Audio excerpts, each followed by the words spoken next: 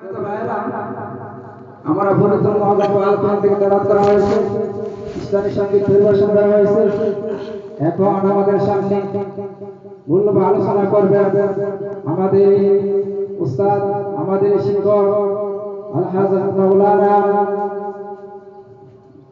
মাওলানা মোহাম্মদ জাহিদুল ইসলাম ভাই আমি তাকে তার মূল্যবান আলোচনা করার জন্য তারপর আমরা নামাজটা কি আদায় করব সেই সম্পর্কে আমাদেরকে ধারণা দিয়ে তারপর আমরা নামাজে দাঁড়ায় দেব আর বেশি হতে পারবো না কিন্তু এখনো আমাদের লোক উপস্থিত হয় না যারা আশেপাশে আছেন ভাই আপনার অতি তাড়াতাড়ি সকলে নামাজের জন্য সকলে চলে আসেন এদিকে ঘুরে ঘুরে না যায় সকলে চলে আসেন এখনই আমাদের আলোচনা করছে মোহাম্মদ জাহিদুল ইসলাম ভাই। السلام عليكم ورحمة الله وبركاته. سلام على الرسول صلى الله عليه وسلم. السلام قبل الكلام.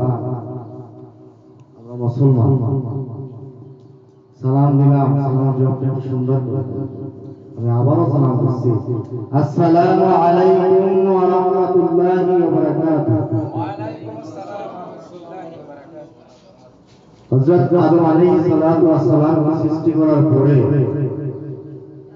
হাদিস শরীফের মধ্যে আসছে সিত্তুনা জিরান কেহ কেহ বলেছেন এই সিত্তুনা জিরান দ্বারা 60 হাত বোঝানো হয়েছে যেহেতু জিরান শব্দটা হলো 10 কেউ কেউ বলেছেন যে এরা 120 হাত বোঝানো হয়েছে।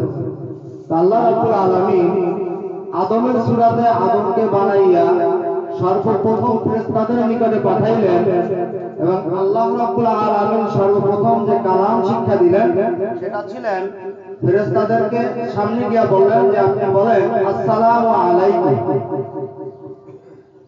তো ফেরেশতারা জবাব দিলেন আসসালামু আলাইকা ওয়া রাহমাতুল্লাহ। ফেরেশতারা জিয়াদা করলেন ওয়া রাহমাতুল্লাহ।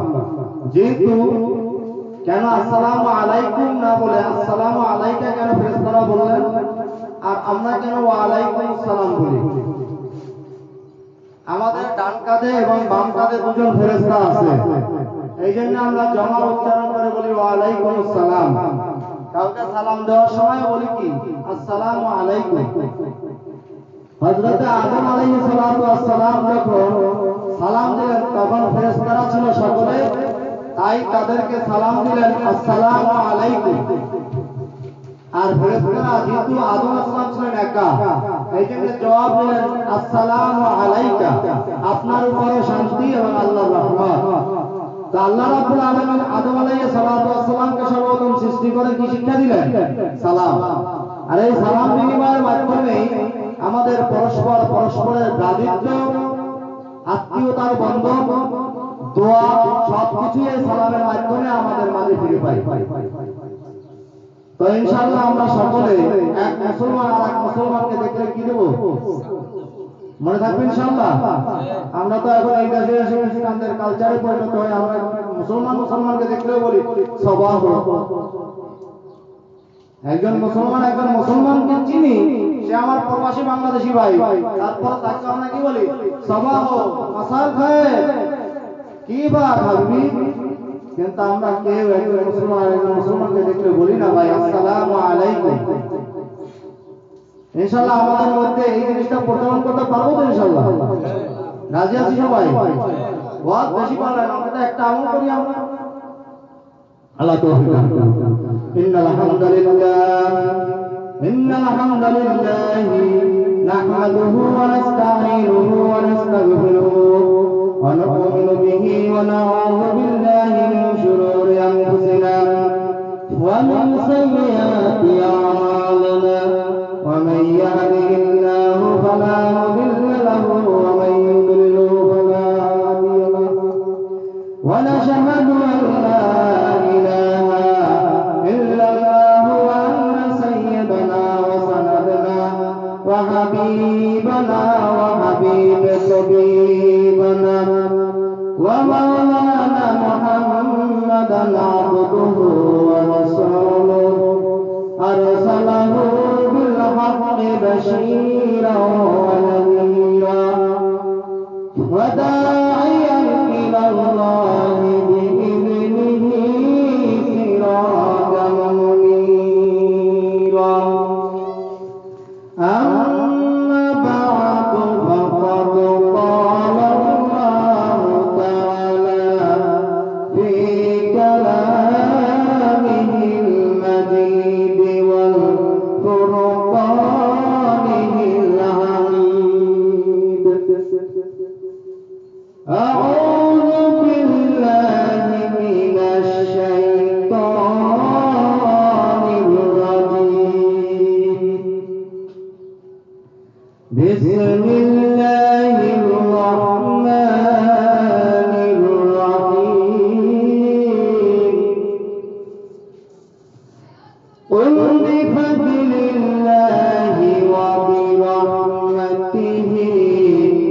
فبذلك فليفرحوا هو خير مما يجمعون أو كما قال الله تعالى في كلامه المجيد والفرقان الحميد وقال رسول الله صلى الله عليه وسلم وعن جابر رضي الله تعالى عنه أنه قال إذا كان يوم عيد الفطر وقافت الملائكة على أبواب القلوب فندوا يا معاشر المسلمين اغدوا إلى رب كريم يامر بالخير ثم يجيب عليهم جزيلا لقد أمرتم بقيام الليل فقمتم وأمرتم بصيام النهار فصمتم وأطعتم ربكم فاقبضوا جوائزكم فإذا صفوا نادى مناد على إن ربكم قد غفر لكم فارجعوا إلى رحالكم فهو يوم الجائزة ويسمى ذلك اليوم في السماء يوم الجائزة رواه الطبراني أو كما قال رسول الله صلى الله عليه وسلم في حديث الشريف وقال الله تعالى في شأن حبيبه ومحبوبه أو مخبرا وأميرا إن الله وملائكته يصلون على النبي يا أيها الذين آمنوا صلوا عليه وسلموا تسليما صلى الله على محمد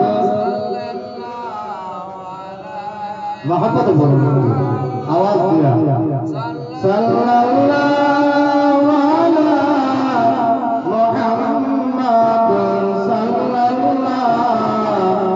अलैहि वसल्लम الصبح بعد من طلعته والليل ابتدى من وفرته صلى الله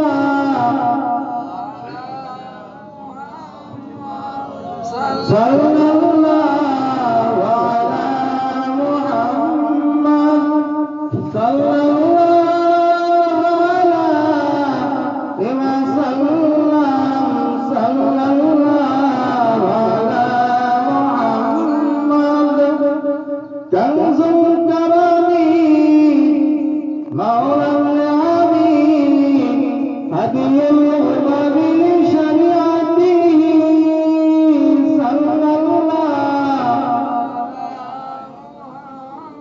একটু জবান বন্ধ রাখবেন না, মন খুলে দিল খুলে রাসূলের শানে একটু দরুদ পড়েন।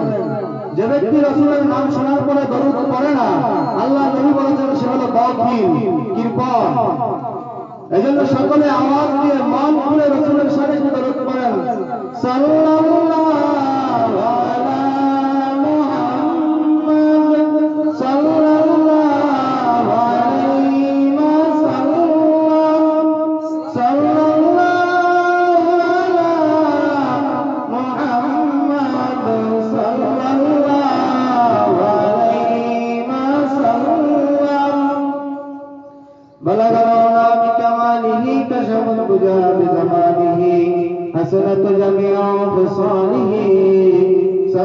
আলাইহি ওয়া আলিহি। আসুন একটু জিকির করে নিন।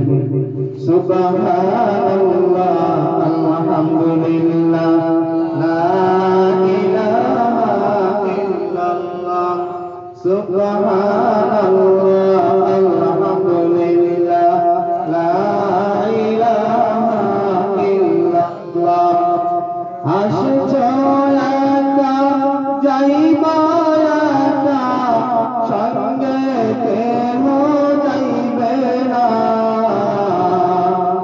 বুক ফাটাইয়া কাঁদবে সবাই, রাখতে কেহ পারবে না।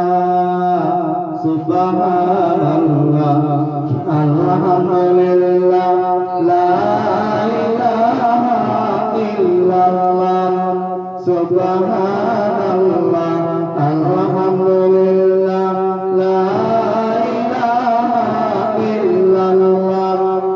ডানে মাটি বামে মাটি, নিচে মাটির বিছানা, উপরেতে বাঁশের ছাউনি বান্দা, চিন্তা করে দেখো না। সুবহানাল্লাহ, আলহামদুলিল্লাহ, ইল্লাল্লাহ, সুবহানাল্লাহ, আলহামদুলিল্লাহ।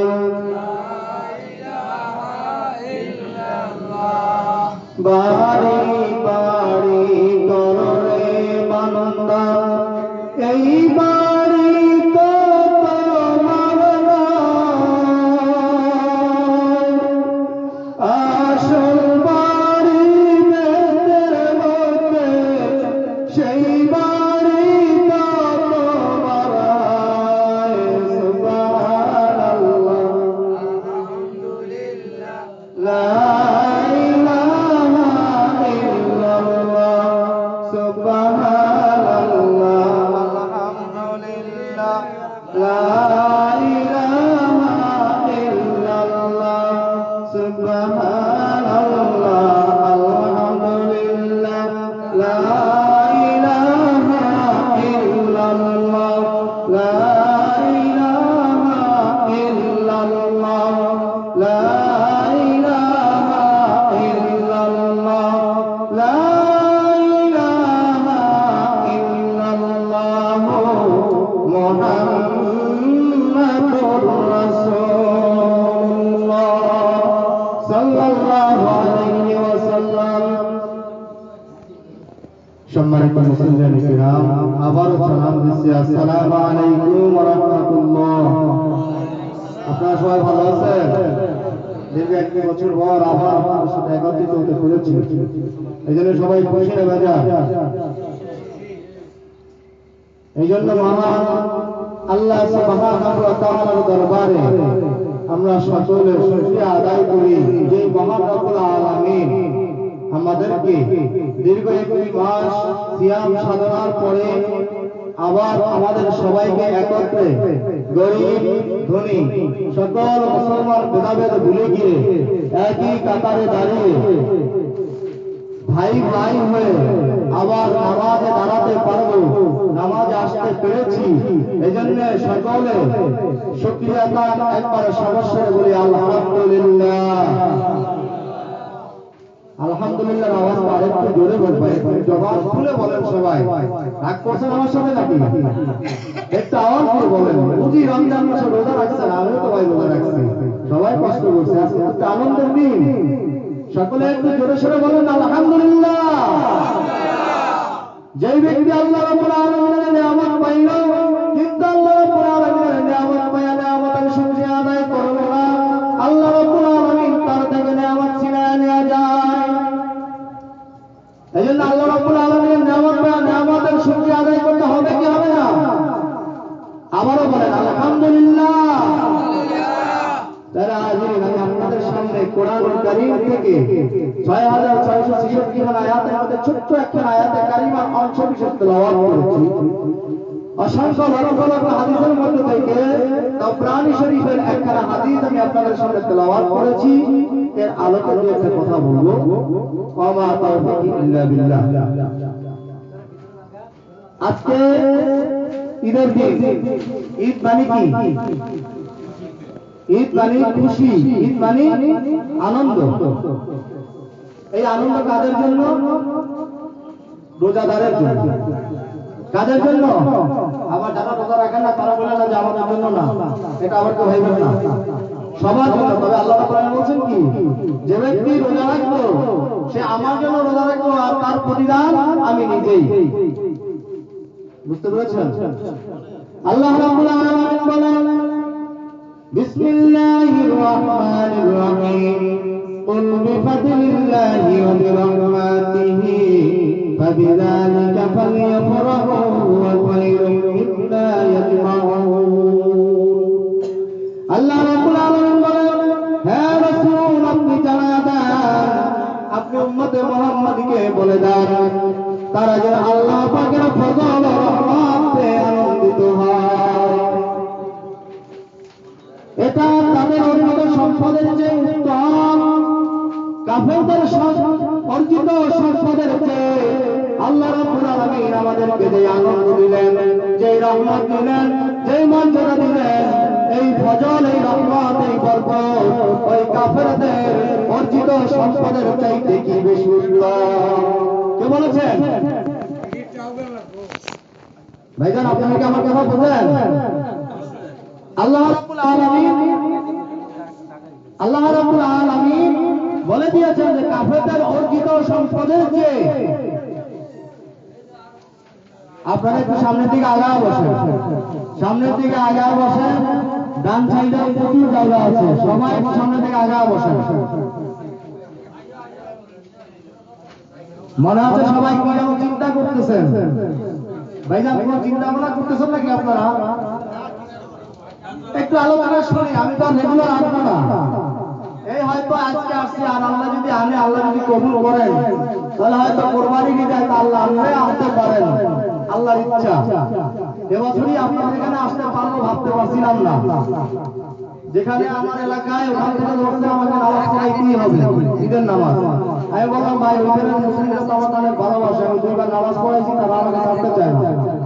আমি জহুর ভাইকে ফোন করলাম, ভাই ভাই এখানে একজন হুজুর দেন, নাহলে আমার পক্ষে আসা সম্ভব না। জহুর ভাই বলে যে হুজুর আপনি না আসলে হবে না, আপনি এখানে আসেন, আমি আপনার ওখানে গিয়ে নামাজ পড়াই দিই। তাই জহুর ভাইকে বাধ্য হয়ে ওখানে যেতে হয়েছে, আমাদের কেন্দ্রীয় সভাপতির আদেশ করবে, আমি আপনাদের এখানেই আসছি। তো যাই হোক, আল্লাহ যদি কবুল না করতে পারলে আসতে পারতাম না। তো একটু আমি অল্প সময়ের মধ্যে কিছু কথা বলবো, যেহেতু নামাজের টাইম আপনাদেরকে দেওয়া ছিল নাকি 7টায় আমি জানি না। তো আমি এখানে আসার পরে শুনলাম 7টায় টাইম দেওয়া ছিল, তবে আমাদের সভাপতি সাহেব আপনাদের আলমগীর ভাই এবং আরো অনেকে বললো যে 7টায় টাইম দেওয়া হলেও অনেকে আসবে না। তো দেখলাম যে 7টা বাজে অনেকেই আসেন নাই, এখনো মাঠ খালি। তো যাই হোক, লোকজন আসলেই ইনশাল্লাহ দাঁড়াই যাবো। একটু ধৈর্য ধরেন, আমি তো আর রেগুলার আপনাদের ডিস্টার্ব করবো না। কি রাজি আছেন সবাই? আল্লাহ তৌফিক দান করুন সকল বলে আমিন। যারা হাজিরিন, তো আমরা এই যে ঈদ পাইলাম, এটাকে আনন্দ কিনা? আজকে আমাদের মাঝ থেকে রমজানুল মুবারক বিদায় নিয়ে গেছেন। রমজানুল মুবারক বিদায় নিয়ে গেছেন, আমরা নতুন জামা কিনতে গিয়েছি মার্কেটে, আমরা আনন্দ করতে আজকে ইফতারে এসেছি, বাড়িতে কোরমা পোলাও কত কিছু খাবো, কিন্তু কবরবাসীর কান্নার আওয়াজ আমরা কি একবারও পেয়েছি? গাছপালা, তরুলতা, পশু পাখি, 18,000 মখলুকাত, শুধুমাত্র মানব জাতি ছাড়া সকল জাতি ওই কবরের আওয়াজ শুনতে পায়। কিন্তু আমরা মুসলমান, আমরা মানুষ জাতি ওই কবরের আওয়াজ শুনতে পাই না। কবরবাসী চিৎকার করে কাঁদে। এই রমজান মাসে একটি মাস আল্লাহ রাব্বুল আলামিন কবরবাসীকে মাফ করে দিয়েছিলেন, কবর আযাব হয় নাই, কবর আযাব দেয় নাই। কিন্তু একটি মাস পরে আজকে থেকে আমার শুরু হয়ে গেল কবরবাসীর কবরের আযাব। আমার ভাইরা, আমার বন্ধুরা, আমাদের মা নেই, আমাদের বাবা নেই, আমাদের আত্মীয় নেই, স্বজন নেই। বাবা কত কষ্ট করে আমাদেরকে সৃষ্টি করে বানাইলেন, বাবা কত করে আমাদেরকে মানুষের মতো মানুষ বানাইলেন, বাবা কত কষ্ট করে আমরা আজকে যারা প্রবাসে আছি আমরা বুঝতে পারতেছি আমাদের বাবা আমাদের জন্য কত কষ্ট করেছিলেন। আজকে আমরা বাবা হয়েছি, সন্তানের জ্বর হইলে রাতের বেলা ঘুম আসে না, সন্তানের চোখে ব্যথা হইলে রাতের বেলা বাবার ঘুম আসে না। কিন্তু আমার বাবা আমার জন্য এমনই কষ্ট করেছিলেন, সেই বাবাকে ওই বাড়ির পাশের গোরস্থানে রেখে এসেছি। আজ পর্যন্ত কি কেউ কোনোদিন খোঁজ নিতে পেরেছেন ওই বাবা কেমন আছে না না আছে? যেই মা 10 দিন 10 মাস 10 দিন গর্ভে ধারণ করলেন, পেটের বাম পাশে লাথি মেরেছি, সেই মা বিছানায় পড়ে গেছে। আমার ডান পাশে লাথি মেরেছি, বাম পাশে পড়ে গিয়েছে। সেই মা আজকে কবরে হয়ে গেছে, কেউ কি খোঁজ নিতে পেরেছেন সেই মা কেমন আছে কবরে? ও আমার ভাইয়েরা, আমার বন্ধুরা, আজকে আমরা বড় আনন্দের মধ্যে দিন কাটাইতে চাই। নামাজের পরে আমরা দেখা যাচ্ছে অনেকে আলবাহারে চলে যাব, অনেকে বান্ধবীকে নিয়ে ঘুরতে যাব, অনেকে মদের আড্ডায় বসে যাব, অনেকে জিনার গুড়ায় বসে যাব। ও আমার ভাইয়েরা, আমার বন্ধুরা, তোমার দায়িত্বে কবরে যাইতে হবে। ওই মা বাবা দাদা দাদি নানা নানি আজকে কবরবাসী হয়ে গেছে, ওই কবরবাসীর কান্নার আওয়াজ তোমরা কোনোদিন পাও নাই। যদি পৃথিবীর কোনো মানুষ যদি ওই কবরবাসীর কান্নার একটা আওয়াজ যদি শুনতে পেত, তাহলে ওই মানুষ কোনোদিন দুনিয়ায় কোনো নাফরমানি করতে পারতো না। এই জন্য বলি বাবা, বেশি বেশি মা বাবার জন্য দোয়া করেন। আর যাদের মা বাবা আছে আমি অনুরোধ করবো, আপনাদের হাতে পায়ে ধরে বলছি, ওই মা বাবার কাছে আজকে গিয়া মোবাইলে মাপ চান। আচ্ছা, আপনাদের মা বাবা আছে সবাই? মা বাবার কাছে মাপ চাইতে লজ্জা আছে কোনো? যাদের মা বাবা এখানে আছে তারা পায়ে হাত দিয়ে গিয়া পাও ধরে মাপ চান, যে মা আমি জীবনে অনেক অন্যায় করেছি, আপনার সাথে আমাকে মাফ করে দিন। ভাইরা আমার, মা বাবা যদি আপনার প্রতি সন্তুষ্ট থাকে, আপনার দুনিয়া ও আখিরাতে কামিয়াবি হবেন। আর এই যে যার মা বাবা সন্তানের প্রতি অসন্তুষ্ট থাকবে, সেই ব্যক্তি দুনিয়াতেও শান্তি পাবে না, আখিরাতেও শান্তি পাবে না। একথা কার? আমি বলছি একথা আল্লাহ সুবহানাহু ওয়া তাআলা, একথা আমার নয়, একথা আমার হাবিব পাক সাল্লাল্লাহু আলাইহি ওয়াসাল্লামের হাদিসের ভিতরে এসেছে। হযরত আলকামা রাদিয়াল্লাহু তাআলা আনহু, হযরত আলকামা রাদিয়াল্লাহু তাআলা আনহু যখন মৃত্যু নিকটে চলে আসলেন, হযরত আলকামা রাদিয়াল্লাহু তাআলা আনহু ঈমান গ্রহণ করতে পারছে না, কলেমা পড়তে পারছে না, কলেমা তার জবান থেকে আসতেছে না। এবার হযরত সাহাবায়ে কেরাম রাদিয়াল্লাহু তাআলা আনহুম আজমাইন রাসূল পাক সাল্লাল্লাহু আলাইহি ওয়াসাল্লামের নিকটে গিয়ে বলতেছেন, ইয়া রাসূলুল্লাহ, ইয়া হাবিবাল্লাহ, হযরত আলকামা সে কলেমা পড়তে পারতেছে না। এবার রাসূল পাক সাল্লাল্লাহু আলাইহি ওয়াসাল্লাম বললেন, যাও তার বাড়িতে গিয়ে খোঁজ নিয়ে দেখো সে এমন কি কাজ করেছে যে সে কলেমা পড়তে পারে না। হযরত আলকামার বাড়িতে গিয়ে খোঁজ নিয়ে দেখা গেল, তারা বলল না, হযরত আলকামা খুব ভালো মানুষ ছিল, কোনোদিন নামাজ ছাড়ে নাই, কোনোদিন রোজা ছাড়ে নাই, কারোর সাথে খারাপ আচরণ করে নাই। এবার রাসূল বললেন, তার মাকে গিয়ে জিজ্ঞেস করে দেখো সে এমন কি কাজ করেছে যে তার জবান থেকে কলেমা বের হচ্ছে না। তার মাকে জিজ্ঞেস করলো, তার মা বলল, না, আমার ছেলে খুব ভালো ছেলে। এবার রাসূল বললেন, তার মাকে আমার কাছে হাজির করো। এবার রাসূল পাক সাল্লাল্লাহু আলাইহি ওয়াসাল্লামের কাছে হাজির করলেন। আলকামার মাকে জিজ্ঞেস করলে, হে তুমি মা, তুমি বলো তোমার ছেলে এমন কি অপরাধ করেছে যে তোমার ছেলের জবান থেকে কলেমা বের হচ্ছে না? এবার আলকামার মা বলে, হুজুর, আমার ছেলে আমার সাথে কোনো অন্যায় করে নাই। এবার আলকামার মাকে হুজুর সাল্লাল্লাহু আলাইহি ওয়াসাল্লাম বললেন, তোমার ছেলের জবানে ঈমান আসতেছে না, তোমার ছেলে মারা গেলে তো জাহান্নামী হয়ে যাবে। তোমার মনে কি তোমার ছেলের জন্য কোনো ব্যথা আছে নাকি, তুমি একটু বলো। হযরত আলকামার মা বললেন, ইয়া রাসূলুল্লাহ, ইয়া হাবিবাল্লাহ, আমার ছেলে আমাকে বড় সম্মান করত, আমার ছেলে আমাকে বড় ইজ্জত করত, কিন্তু তার স্ত্রীকে ঘরে আনার পরে সে বাজারঘাট করে তার স্ত্রীকে বেশি মূল্যায়ন করত, কিন্তু আমাকে এত মূল্যায়ন করত না, সেজন্য আমার মনে একটু ব্যথা। এই কথা বলার সাথে সাথে আল্লাহ রাসূল সাল্লাল্লাহু আলাইহি ওয়াসাল্লাম বলেন, হে হে সাহাবায়ে কেরাম, যাও লাগিয়ে নিয়ে আসো, আলকামারে দুনিয়ার আগুনে জ্বালায় দাও। আর নাই বুড়িমা, তুমি তোমার ছেলেকে মাফ করে দাও। তুমি যদি তোমার ছেলেকে মাফ না করো, তাহলে দুনিয়ার আগুনে আলকামাকে জ্বালায় দাও, কারণ জাহান্নামের আগুন কিভাবে সহ্য করবে? বুড়িমার সাথে সাথে বললেন, ইয়া রাসূলুল্লাহ, ইয়া হাবিবাল্লাহ, আমি আমার জন্মমুখী সন্তানকে আমি ক্ষমা করে দিলাম, ওর প্রতি আমার এক বিন্দু পরিমাণ কোনো কষ্ট নাই। সাথে সাথে হযরত আলকামা রাদিয়াল্লাহু তাআলা ঈমান গ্রহণ করলেন। একজন সাহাবীর বেলায় যদি এটা হয়, আপনার আমার বেলায় কি হবে? একবার একটু ভেবে দেখেন ভাই। মায়ের সাথে কত খারাপ ব্যবহার করি, বাবার সাথে কত খারাপ ব্যবহার করি। ফেসবুক খুললে দেখা যায় মাকে মেরে রাস্তায় ফেলা গেছে, বাবাকে মেরে ভালো রাস্তায় ফেলা গেছে। 2 দিন আগে ফেসবুকে দেখলাম, বগুড়া না রাজশাহীতে দেখলাম যে তার বাবা মা দুজনই ছেলের ভয়ে পালিয়ে বেড়াচ্ছে। এ কেমন সন্তান যে তার বাবা মাকে মারে, তার বাবা মা সন্তানের ভয়ে পালিয়ে বেড়াচ্ছে? এর একটা অভাব কি জানেন? অভাব হলো সুশিক্ষার অভাবে আজকে সন্তান তার বাবা মাকে বৃদ্ধাশ্রমে পাঠিয়ে দিচ্ছে। আজকে আমার ঈদ সম্বন্ধে কথা বলা দরকার, কিন্তু আজকে কেন বলছি পিতামাতার ব্যাপারে কথাগুলো? কারণ এটাও ফরজ। আমরা পিতামাতার হক সম্বন্ধে ভুলে গেছি। পিতামাতার হক সম্বন্ধে আমরা ভুলে গেছি। পিতামাতার সাথে সম্মান দেওয়া ভুলে গেছি। পিতামাতাকে সালাম দেওয়া ভুলে গেছি। পিতামাতার খেদমত ভুলে গেছি। আমরা মনে করি একজন দাসী যদি রেখে দেই, তাহলে মনে হয় বাবা মার খেদমত আমাদের জন্য পূর্ণাঙ্গ হয়ে যায়। ভাই, টাকা দিয়া জান্নাত কেনা যায় না। আপনি টাকা খরচ করে হজে যাবেন, আপনার হজ কবুল হবে কি হবে না কেউ গ্যারান্টি দিতে পারবে না। আল্লাহর আযীম, আল্লাহর কসম করে বলি, আপনার মায়ের চেহারার দিকে যদি একবার এক নজরে তাকান, একটা কবুল হবে সব আপনার আমলনামায় লিখে দেওয়া হবে।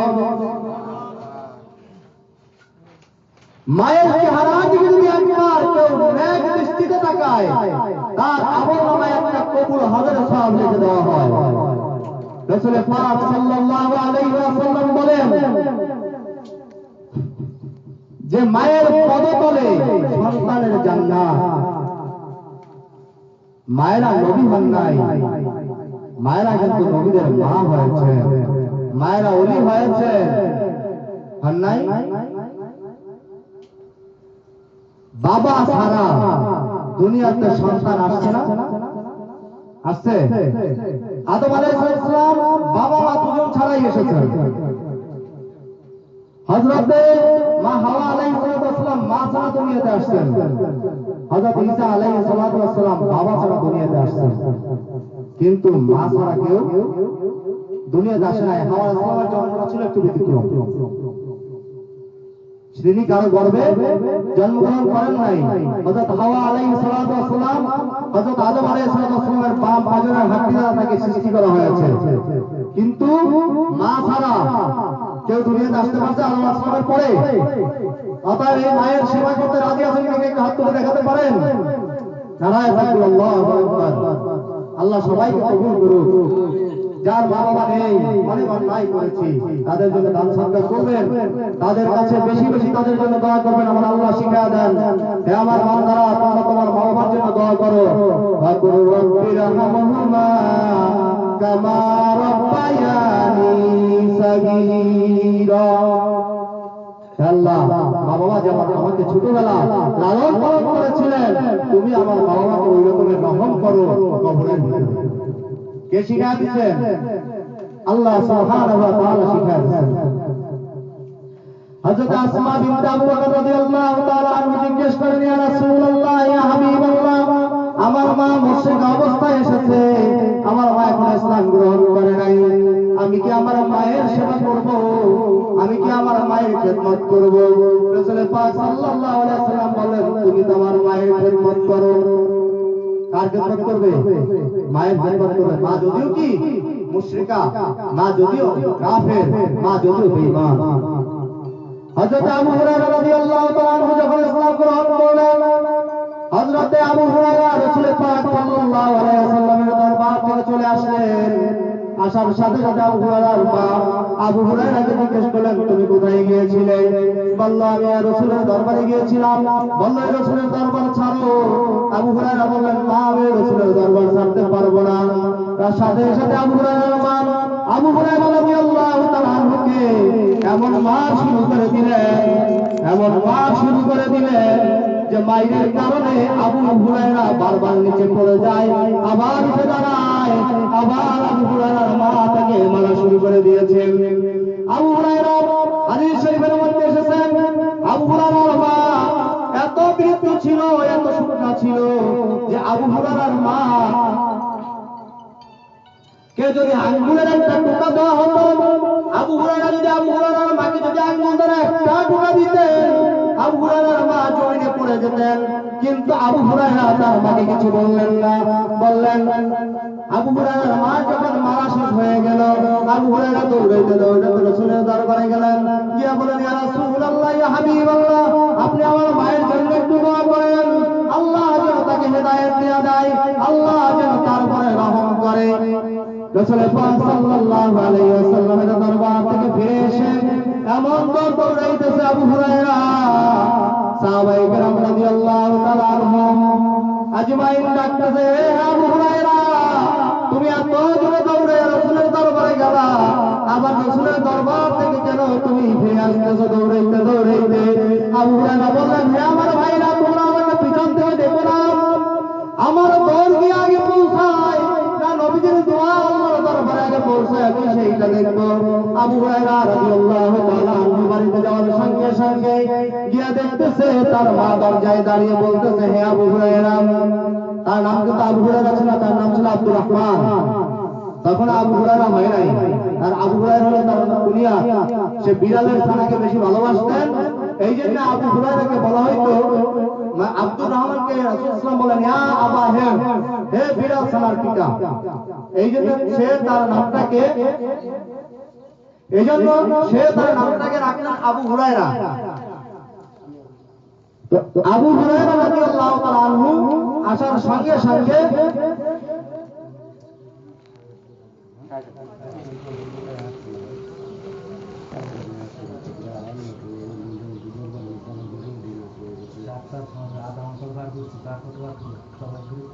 আমার ডিউটি ডিউটি আছে ই করে দেন, আমরা 7:30 জামাত দিয়ে দেন, 7:15 বাজে আপনার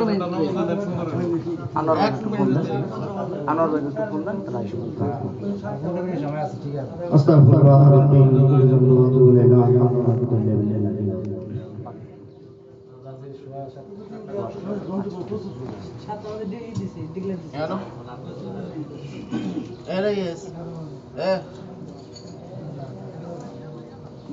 এই যে নামাজ শুরু করে দেবো, তো আপনি একটু আইন তাড়াতাড়ি। মাঠের লোকজন বইরে গেছে।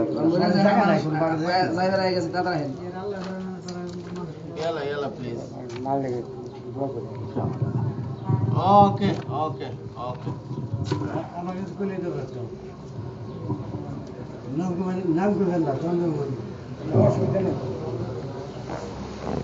যে কথা বলেছিলাম, যে হযরত আবু হুরায়রা রাদিয়াল্লাহু তাআলা আনহু উনি কি বলেন, দৌড়ে আসার সঙ্গে সঙ্গে তার মা বলতেছেন, বাবা, আমাকে রাসূল পাক সাল্লাল্লাহু আলাইহি ওয়াসাল্লামের দরবারে নিয়ে চলো, আমি কি করব?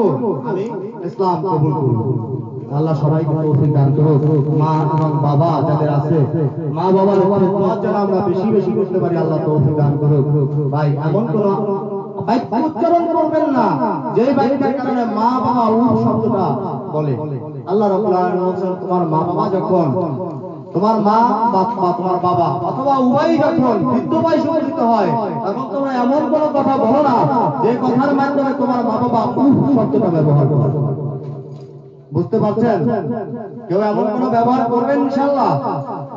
আল্লাহ সবাইকে তৌফিক দেন যেন আমরা মা বাবার বেশি বেশি খেদমত করতে পারি।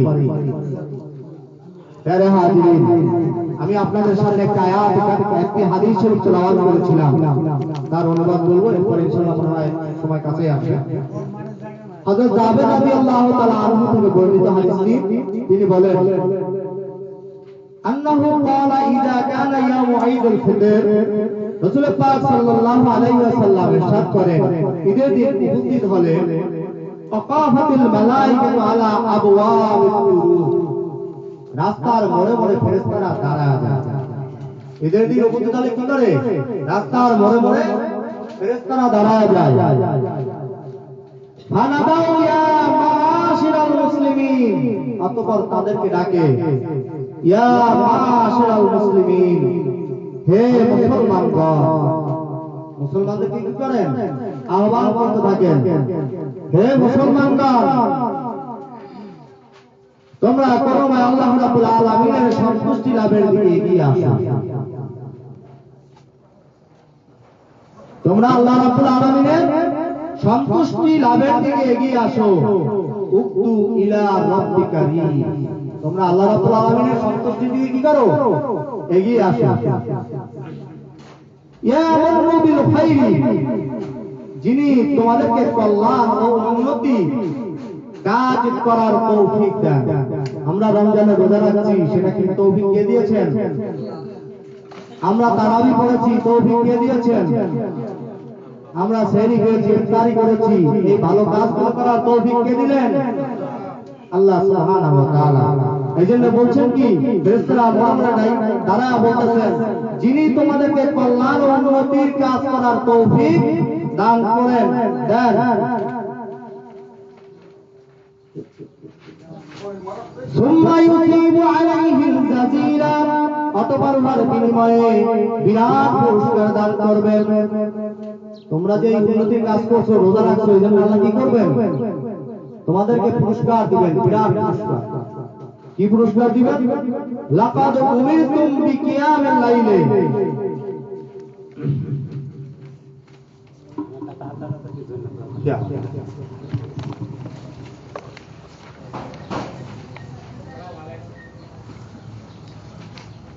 অর্থাৎ আল্লাহ রাব্বুল আলামিন রাসূল পাক সাল্লাল্লাহু আলাইহি ওয়াসাল্লাম বলেন যে তোমাদেরকে রমজানের রাত জাগানোর হুকুম দেওয়া হয়েছিল।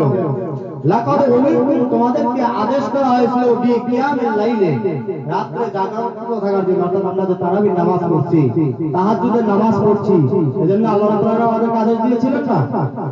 তোমাদেরকে যে কিয়ামুল লাইলের জন্য আদেশ করা হয়েছিল, তোমরা তোমাদের হুকুম পালন করেছো। ফাকুমতুম, অথবা তোমরা দাঁড়িয়েছিলে।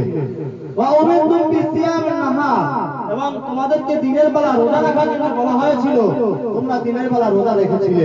ফাসুমতুম, অথবা তোমরা দিনের বেলা রোজা রেখেছিলে। ওয়া আতাতুম রাব্বাকুম ফাকবিদু দাওয়াতাকুম, অতএব তোমরা তোমাদের প্রতিপালকের আনুগত্য করেছো, অতএব তোমরা তোমাদের পুরস্কারগুলো গ্রহণ করো। তোমরা কি করো? তোমাদের পুরস্কার গ্রহণ করো। কি পুরস্কার গ্রহণ করবে? ফাইদা সাল্লাল্লাহু লানা মুনাদিন আলা ইন্না রাব্বাকুম কদ গফারা লাকুম, অতঃপর যখন বান্দাগণ ঈদের নামাজ হতে ফারেগ হয়ে যান, তখন একজন আহ্বানকারী আহ্বান করতে থাকেন, ঘোষণা করতে থাকেন, ওহে আল্লাহর বান্দাগণ, তোমরা জেনে রাখো যে মহান আল্লাহ তোমাদের ক্ষমা করে দিয়েছেন, অতএব তোমাদের নেই কোনো চিন্তা, নেই কোনো ভয়। তোমরা খুশি চিন্তা তোমরা বাড়ি হয়ে যাও।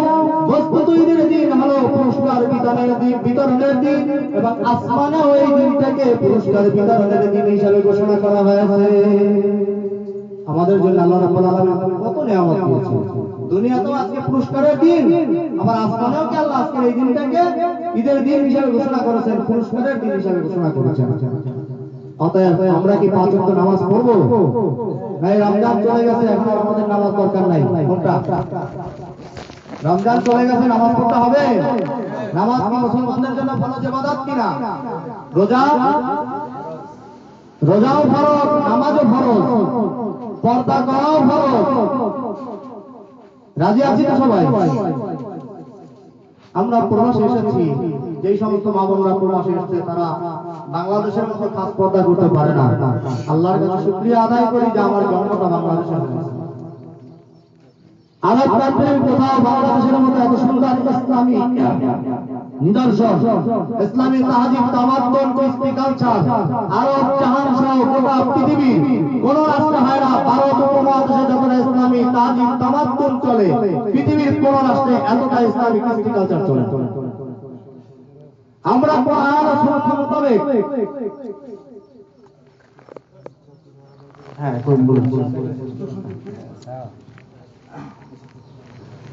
ঠিক আছে, কথা বলতে পারছেন? এই জন্য আল্লাহ শুকরিয়া যে আমাদের জন্মটা বাংলার জমিনে হয়েছে।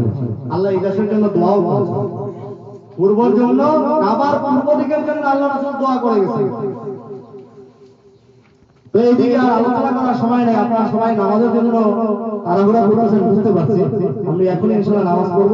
আর আমরা ফিতরার টাকা যারা বাংলাদেশে পাঠিয়ে দিয়েছেন তারা আগামীকাল সকালে ইনশাআল্লাহ ফিতরার টাকা ঈদের আগেই দিয়ে দেওয়া হলো সুন্নাত। ঈদের নামাজের আগেই ফিতরা দেওয়া কি সুন্নাত।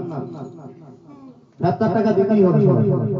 এটা হলো রোজার বিশ্বাস, অর্থাৎ রমজানের যে রোজা রাখছি, রোজানে ভুলতে যায় না, এই জন্য রোজার জাকাত হলো এই ফিতরা।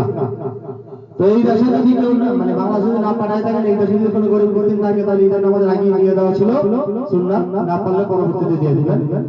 আর যাদের জাকাত ওয়াজিব হয়েছে, আমি প্রতিবারই এই কথাটা বলি, জাকাত হলো সম্পদ বৃদ্ধি করে, সম্পদকে পবিত্র করে। যাদের 100 টাকা এই জানুয়ারি থেকে আগামী জানুয়ারি পর্যন্ত, এই রমজান থেকে আগামী রমজান পর্যন্ত, বা এই জুন থেকে আগামী জুন পর্যন্ত, অর্থাৎ প্রতি বছর 100 টাকা এই জুনে ছিল, এবছর খাওয়া দাওয়ার পর আগামী বছর 100 টাকা আপনার কাছে আছে, আপনাকে 2.5 টাকা জাকাত দিয়ে দিতে হবে। এখন যদি বসে থাকেন যে আমার তো 7.5 স্বর্ণ নাই, আমি জাকাত দেবো কেন? আমি এখনো মালের হিসাব হই নাই। মালের হিসাব তো দিতেই হবে, কিন্তু আপনার কাছে যদি 100 টাকায় 2.5% জাকাত, এক বছর খাওয়া থাকার পরে যদি আপনার কাছে 100 টাকা থাকে, 2.5 টাকা জাকাত দিতে হবে।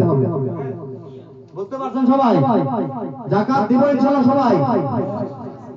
এখন জাকাতের টাকা দিয়ে যদি মাদ্রাসা তৈরি করে তাহলে জাকাত আদায় হবে না। মাসালা ভালো করে জেনে নেবেন, মাদ্রাসা তৈরি করার জন্য, মসজিদ তৈরি করার জন্য জাকাতের টাকা দিলে জাকাত আদায় হবে না, এবং জাকাতের টাকা দিয়ে মাদ্রাসা মসজিদ তৈরি করা যাবে না। তবে এতিমখানা এতিম ছাত্রদেরকে দেওয়া যাবে। জাকাতের টাকা আপনার আত্মীয় স্বজনের মধ্যে যদি কেউ এমন অবস্থা হয় যে তাদের অসচ্ছল, কিন্তু আপনি সচ্ছল আছেন, মনে করেন আপনার বউ, আপনার ভাই খুবই অসচ্ছল হয়ে গেছে, যে তার ভিক্ষা করার উপক্রম হয়ে গেছে, বা সে কামাই করে খাইতে পারে না বাচ্চা কাচ্চা নিয়ে, আপনার জাকাত আছে 1 লাখ টাকা, আপনি 1 লক্ষ টাকা তো আপনার ভাইকে বললেন যে ভাই আমি তোমার 1 লাখ টাকা দিলাম, তুমি নিয়ে কিছু ব্যবসা বাণিজ্য করে খাও। ভাই বোনকে জাকাতের টাকা বলে দিলে ভাই বোনের মনে কষ্ট পায় না যে আমার ভাই আমার জাকাত দিল, আমি বাইরে থেকে আজকে জাকাত নিয়ে খাইলাম?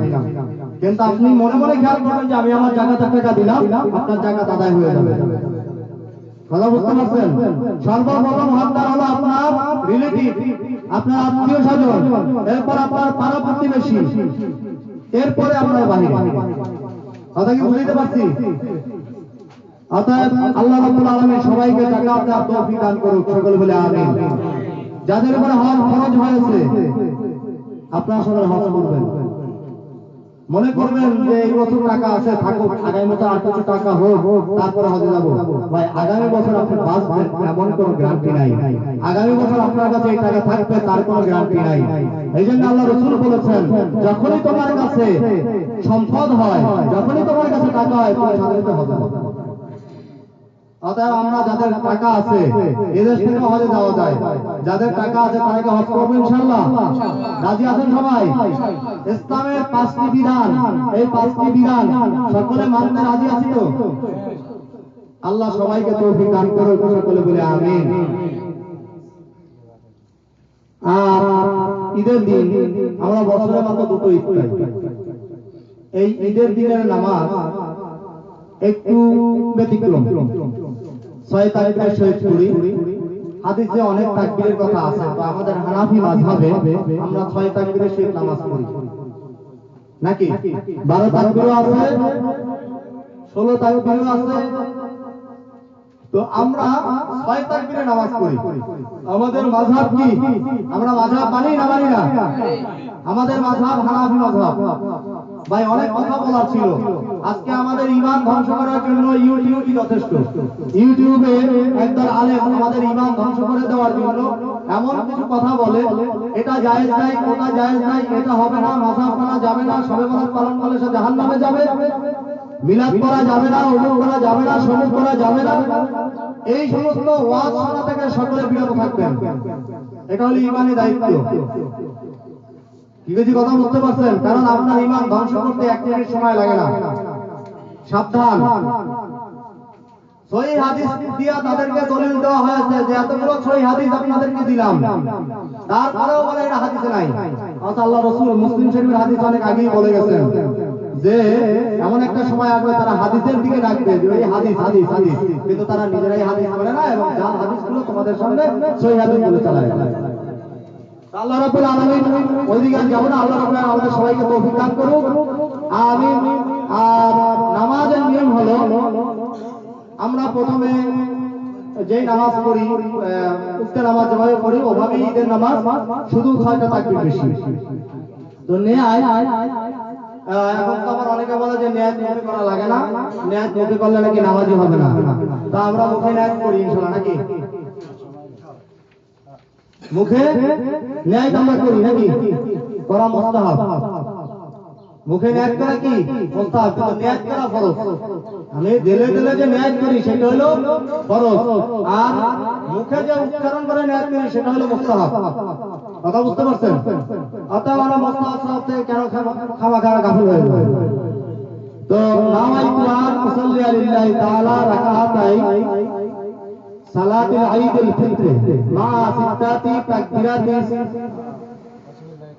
تكبيرات واجب الله تعالى ابتدائي بهذا الإمام متوجها إلى جهة الكعبة الشريفة الله أكبر। যারা এই নিয়ত না করেন তারা বাংলায় বলবেন আমি 2 রাকাত 6 তাকবীরের সহিত কিবলামুখী হইয়া এই ইমামের পিছনে 2 রাকাত ঈদের নামাজ আদায় করতেছি আল্লাহু আকবার। যদি তাও না পারেন তাহলে ইমাম সাহেব আল্লাহু আকবার বলবে, আপনি আল্লাহু আকবার বলে তাকবীর তাহরিমা বাদ দেন। কিন্তু নিয়ত করতে যাইয়া ওই কিরাত ছেড়ে দিবেন। কিরাত শোনা কি ওয়াজিব, ওই কিরাত শুনতে যায় মানে নিয়ত করতে যায় কিরাত ছেড়ে দিবেন নাকি? মাসালা বুঝতে পারছেন সবাই?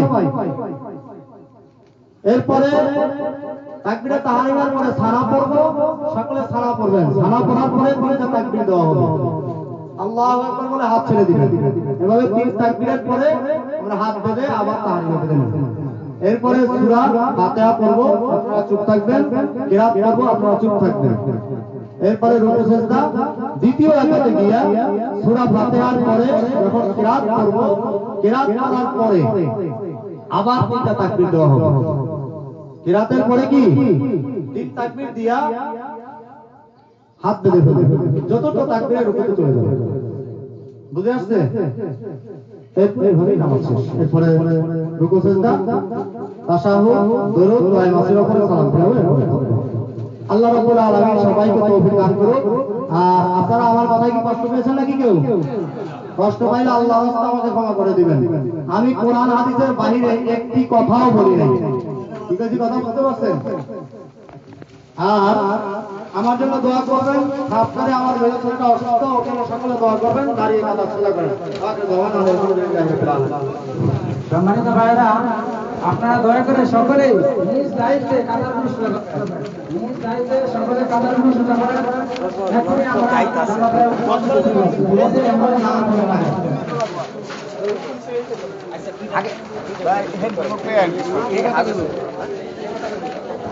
সামনে যায় না বাবু স্যার। আসসালামু আলাইকুম।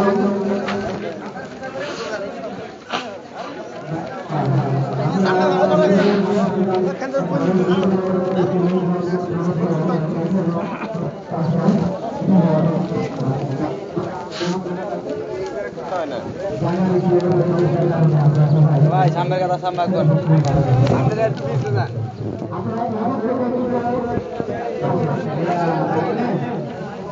এই চেয়ারটা সামনে যান, মানুষজন এখান থেকে হাঁটাচলা করে। চেয়ারটা সামনে যান, চেয়ার। আচ্ছা আমাদের কোনো ড্রাইভার এই করবে না।